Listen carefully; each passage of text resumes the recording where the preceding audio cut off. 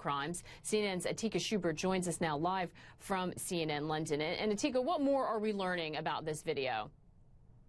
Well, Micah, it's very different from previous videos that have been released featuring Western hostages. In those previous videos, the hostages were paraded out wearing orange jumpsuits, and they spoke directly to the camera, talking this ISIS propaganda.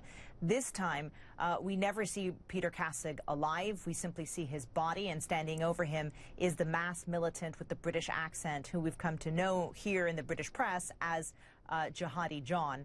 And it's tacked on at the end of a 15-minute video, and most of that video is sort of a long propaganda history of ISIS. Part of that video is that brutal mass killing that you just mentioned of more than a dozen Syrian soldiers.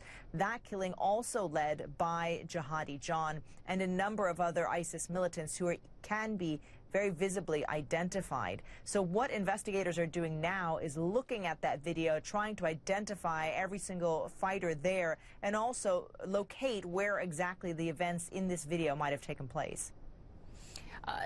Tika, do we know why there has been this change, and what do we know about what the French are saying this morning? Well, what the French are saying is that they appear to have identified one of the fighters. They put out a name, Maxime Hochard, as one of the fighters that has traveled to Syria to join ISIS. Now, they are just one country that's looking. We've also been talking to authorities here in the UK about the possibility of a British fighter there. Also, it looks like there may be fighters from Indonesia, for example. So what they're really trying to highlight in this video is it's sort of ISIS's global reach.